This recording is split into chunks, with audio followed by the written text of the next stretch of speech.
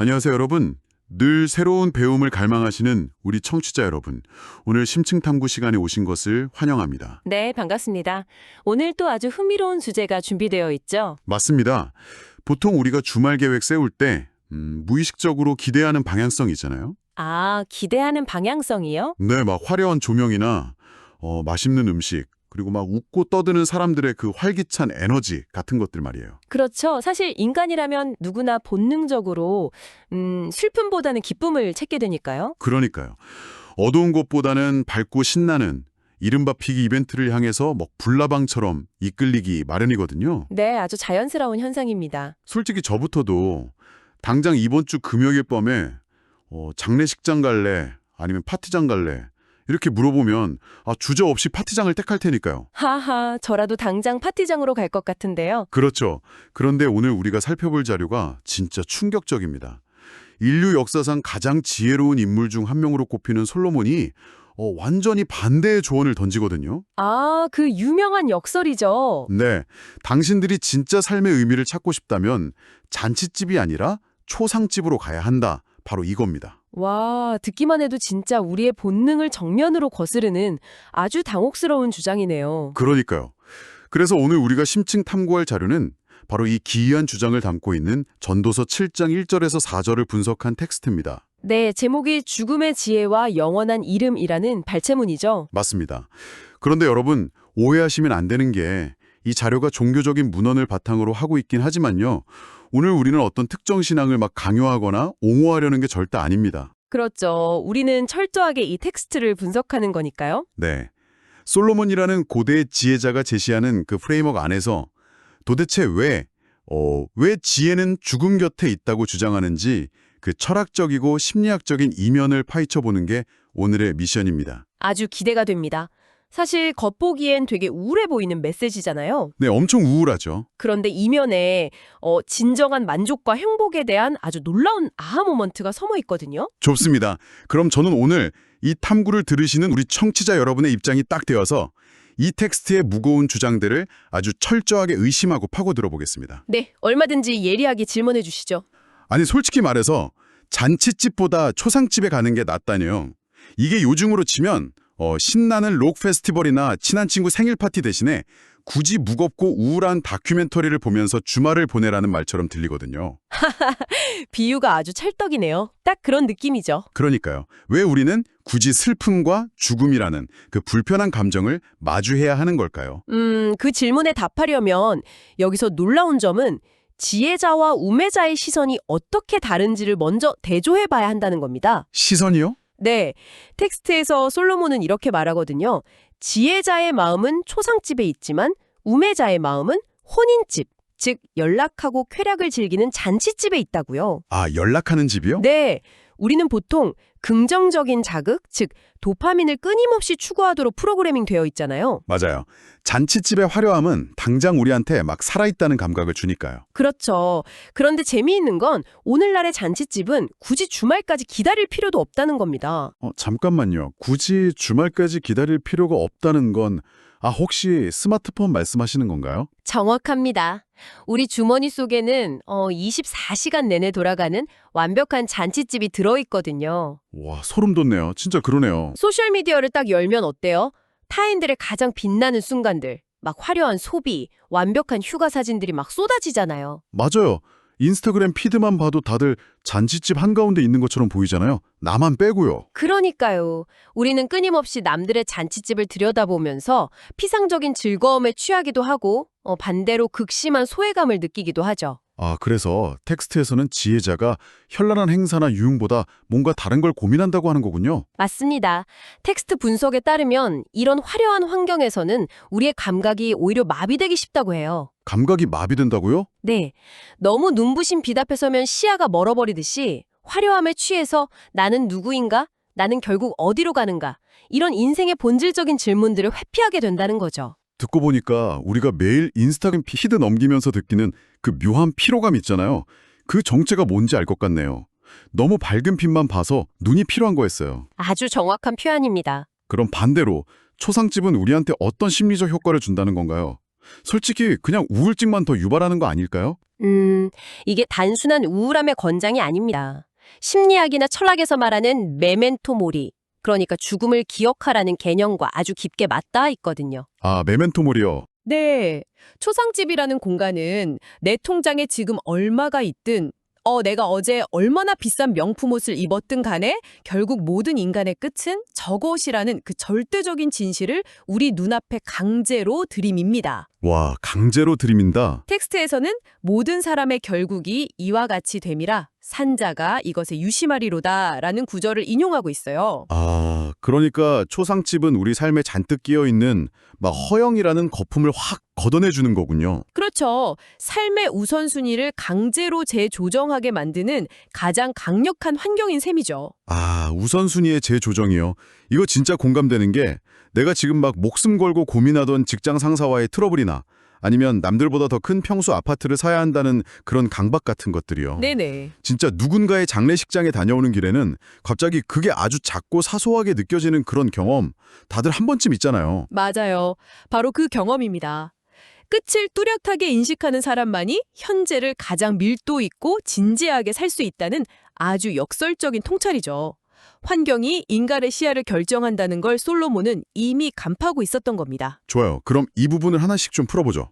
초상집은 우리 시야를 맑게 해주는 필터 역할을 한다는 건 동의하겠습니다. 네. 그런데 이 텍스트를 더 깊이 들여다보니까 잔치집과 초상집의 대조를 넘어서 아예 우리가 추구해야 할 가치의 기준 자체를 뒤집어 버리더라고요. 아, 전도서 7장 1절 부분 말씀이시군요. 네, 텍스트가 1절을 인용하면서 아름다운 이름이 보배로운 기름보다 낫다고 강조하잖아요. 그렇죠. 아주 중요한 구절입니다. 그런데 여기서 보배로운 기름은 보통 재물이나 사치, 막 세속적인 성공을 의미하는 거잖아요. 네, 당시의 기름은 아주 비싼 사치품이었으니까요.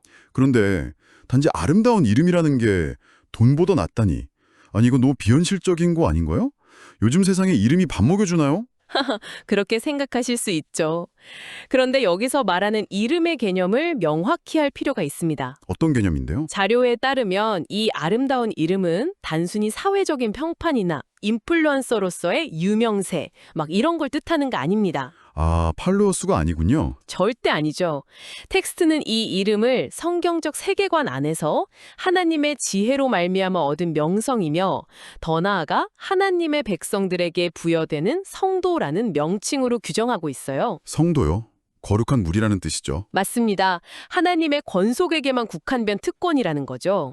이 이름은 단순한 호칭표가 아니라 하나님의 보호하심과 영원한 생명을 누릴 수 있는 절대적인 특권을 내포하고 있다고 텍스트는 분석합니다. 잠깐만요. 이 부분은 제가 좀 현실적인 관점에서 반박을 해보겠습니다. 네, 해보시죠. 만약에 다음 달 월세 내기도 벅차고 당장 대출이자에 허덕이는 현대인한테 가서 당신은 성도라는 영원하고 아름다운 이름을 가졌으니까 그 특권으로 안심하십시오. 이렇게 말한다면요? 현실적인 타격감이 있겠네요. 솔직히 너무 공허하고 값싼 위로처럼 들리지 않을까요? 세속적인 사람들은 당연히 통장에 찍힌 잔고에서 안정감을 찾잖아요. 당연하죠. 실체가 있는 재물이 주는 그 묵직하고 실질적인 위안을 보이지 않는 타이틀 하나가 어떻게 이길 수 있다는 건가요? 아주 날카롭고 현실적인 지적입니다. 만약 그 이름이 청취자님 말씀대로 단순한 위로용 타이틀이라면 당연히 텅 빈 지갑을 채워주지 못하겠죠. 네, 제 말이 그겁니다. 하지만 이 텍스트가 전제하는 세계관 안에서 그 이름은 직함이 아니라 존재론적 보증을 의미합니다.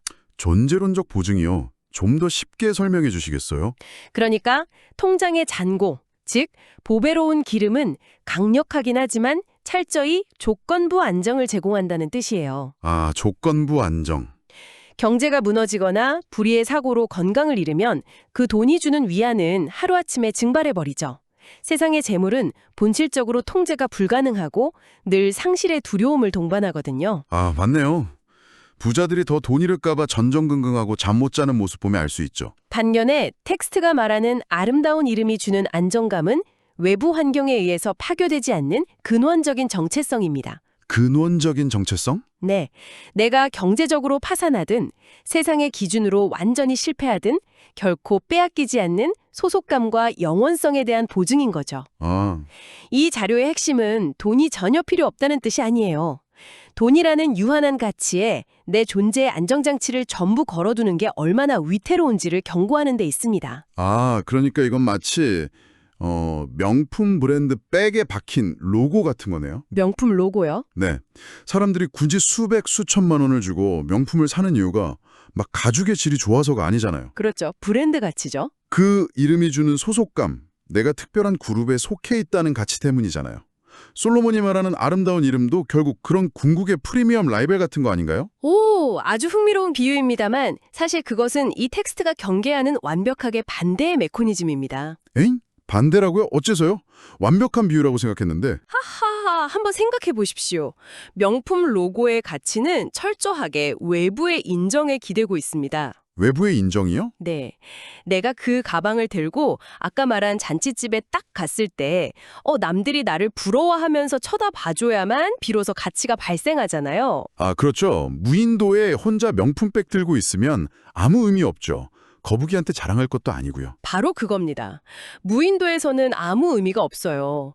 하지만 솔로몬이 말하는 아름다움 이름은 철저히 내면적이고 절대적인 인정입니다. 와, 내면적이고 절대적인 인정? 외부의 시선이 전혀 없는 초상집 구석에 홀로 앉아있다 해도 심지어 세상 모두가 나를 외면한다 해도 그 가치가 조금도 훼손되지 않는 우주적 차원의 정체성인 겁니다. 와, 그건 진짜 생각지도 못한 관점이네요. 남들한테 보여주기 위한 타이틀이 아니라 아무도 없을 때조차 나를 지탱해주는 뼈대 같은 거군요. 정확합니다. 외부의 인정에 기대지 않기 때문에 흔들릴 일도 없는 거죠. 진가를 아는 것만으로도 만족할 수 있다는 겁니다. 그래서 이 모든 게 대체 어떤 의미가 있는 걸까요? 이 흔들리지 않는 영원한 생명과 정체성이라는 전제를 받아들인다고 쳐도요. 네. 다시 이 텍스트의 가장 충격적인 두 번째 주장으로 넘어가 보면 대체 왜 출생보다 죽음이 낫다는 겁니까? 그 부분도 아주 역설적이죠. 아니, 아무리 영원한 생명이 보장된다고 해도 죽음은 일단 소멸이고 이별이잖아요. 이제 막 세상에 태어나는 아기의 찬란한 출생보다 무덤에 들어가는 날이 낫다니. 네. 솔직히 이건 너무 염세적인 도발 아닙니까?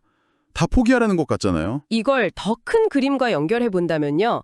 텍스트가 사용하는 해 아래서의 삶이라는 표현의 이면을 보아야 합니다. 해 아래서의 삶이요. 텍스트는 이 세상에서의 삶을 끊임없는 결핍과 욕심의 연속으로 규정해요. 대다수 사람들은 쾌락에 관심을 두지만 솔로몬은 죽는 날에 더 큰 의미를 부여하거든요. 왜 그런 걸까요? 왜냐하면 해 아래서 아무리 많은 재물을 모으고 화려한 행사를 열어도 인간의 밑빠진 독 같은 욕심은 결코 채워지지 않고 결국 공허함만 남기기 때문입니다. 아, 채워도 채워지지 않는다. 반면에 지혜자, 즉 성도에게 죽음은 끝이 아니라 새로운 삶의 시작이며 형태의 전환을 의미합니다. 자료에서 이 점을 아주 명확히 규정하고 있죠. 형태의 전환이요? 네, 육체는 흙으로 돌아가지만 영혼은 하나님과 함께 영원한 생명을 누린다는 겁니다. 그럼 이쯤에서 제가 비유를 하나 더 시도해 보겠습니다. 아까 명품백은 처참하게 실패했지만 이번 건 맞을 것 같아요. 오, 기대되는데요? 어떤 비유죠? 마치 이거 졸업식 같네요. 졸업식이요? 네.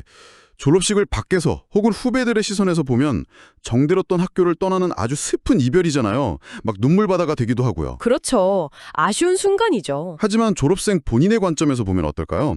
막 밤새워 과제하고 시험 때문에 스트레스 받고 학점의 노예로 살던 그 고단하고 좁은 학교 생활이라는 육체의 고통을 마침내 끝내는 거잖아요. 와. 그리고 진짜 자신의 삶을 펼칠 수 있는 더 넓은 세계로 나아가는 새로운 시작이자 상태의 전환인 거고요. 아주 훌륭한 비유입니다. 이 자료의 맥락과 완벽하게 맞아떨어져요. 오, 다행이네요. 텍스트는 육체의 욕심과 고통을 털어버리고 영원한 안식과 평안을 누리게 되는 유익이 있다고 설명합니다. 네. 청취자님의 표현대로라면 그 고단한 학교 생활의 굴레를 벗어던지고 더 차원 높은 세계로 진입하는 졸업인 셈이죠. 그러니까요. 그렇기 때문에 출생이라는 앞으로 겪어야 할 수많은 시험과 과제가 산적해 있는 험난한 여정의 시작보다 그 과정을 무사히 마치고 안식으로 들어가는 죽음의 순간이 본질적으로 더 유익하다는 결론에 이르는 겁니다. 진짜 처음에 그냥 염세주의자들의 변명인 줄 알았거든요. 다들 그렇게 오해하기 쉽죠. 그런데 이렇게 풀어보니까 오히려 삶의 짐을 확 가볍게 만들어주는 엄청난 해방감이 있네요. 태어나는 게 고생문 열리는 거라면 죽음은 드디어 퇴근하거나 졸업하는 날인 거잖아요. 맞습니다. 아주 시원한 해방감이죠. 이 관점은 단순히 막 사후세계를 미화하는 데 그치는 게 아니라 역설적으로 우리가 살아가는 이 현재의 삶을 어떤 태도로 마주해야 하는지를 완전히 뒤바꿔 놓는 것 같아요. 아, 진짜 여기서부터가 정말 흥미로워집니다. 바로 그 지점이 이 탐구의 핵심이자 텍스트가 우리에게 던지는 최종적인 통찰이거든요. 네네. 죽음을 형태의 전환으로 초상집을 진실을 마주하는 필터로 보는 관점은 필연적으로 우리가 오늘 하루를 어떻게 살아갈 것인가에 대한 극명한 차이를 만들어냅니다. 오늘 하루를 대하는 태도의 차요? 네. 자료의 마지막 섹션은 이를 우매자의 시선과 지혜자의 시선으로 대조해서 설명하고 있어요. 아, 텍스트를 보니까 먼저 우매자의 한계가 나오더라고요. 이 사람들은 인생의 참된 이치를 모르니까 철저히 눈에 보이는 세상에 나타난 것만 추구한다고요? 맞습니다. 그 결과가 꽤 뼈아프죠. 네, 결국 욕심의 포로가 되어 살아간다고 딱 지적하고 있어요. 하나님을 배우며 영원을 사모하는 데 있다고 보거든요. 그래서 눈에 보이는 현상에 휘둘리지 않고 그 이면의 의미를 파악하면서 진지하게 살아간다는 거군요. 네. 우매자는 현상에 집착하고 지혜자는 본질을 꿰뚫어 보는 겁니다. 우매자는 잔칫집의 화려한 조명과 감각적인 쾌락에 모든 에너지를 쏟죠. 아까 말씀하신 그 도파민의 역설이네요. 그렇죠. 채워도 채워지지 않는 밑빠진 독이니까요. 더 강한 자극, 더 비싼 물건, 더 화려한 인맥을 갈구하면서 평생을 헉헉대며 달리는 겁니다. 와, 저 이 대목에서 생각의 전환이 확 일어납니다. 어떤 전환이시죠? 보통 인생을 진지하게 산다거나 막 죽음을 늘 염두에 두고 산다고 하면요. 사람들은 굉장히 융통성 없고 숨막히게 답답하고 막 매일 수도승처럼 금욕적으로 한숨만 쉬는 삶을 떠올리기 쉽거든요. 네, 아주 딱딱한 이미지를 떠올리죠. 저도 당연히 그렇게 생각했고요. 그런데 이 텍스트의 논리를 쭉 따라가다 보니까 완전히 정반대의 그림이 완성되네요. 어떻게 정반대인가요? 오히려 눈에 보이는 화려함에만 집착하면서 인생 뭐 있어 즐겨 이렇게 외치는 우매자가 실상은 육심의 포로라는 보이지 않는 감옥에 갇혀서 끝없는 쳇바퀴를 도는 노예였던 거예요. 네, 맞습니다. 반면에 보이지 않는 이면을 보고 인생의 진지함을 아는 지혜자는 세상에 막 정해놓은 얄팍한 성공의 기준이나 쾌락의 압박으로부터 완전히 벗어나서 진정한 자유와 행복을 누리게 된다는 거잖아요. 맞습니다. 바로 그 지점이 아주 중요한 질문을 제기하는 거죠. 와, 이것이야말로 정말 짜릿한 역설이네요. 네, 이 역설은 정보의 홍수 속에서 살아가는 우리에게 생존 기술과도 같은 비판적 사고의 중요성을 일깨워 줍니다. 비판적 사고라 어떻게 연결되나요? 서두에 청취자님께서 인스타그램과 소셜미디어를 현대판 잔칫집이라고 하셨잖아요. 네, 완전 잔치집이죠. 우리는 매일 이 우매자의 시선으로 세상을 바라보도록 강요받고 있습니다. 이걸 사야 행복하다, 여기서 인증샷을 찍어야 성공한 삶이다, 이런 메시지들이 1분 1초마다 우리를 덮치잖아요. 맞아요.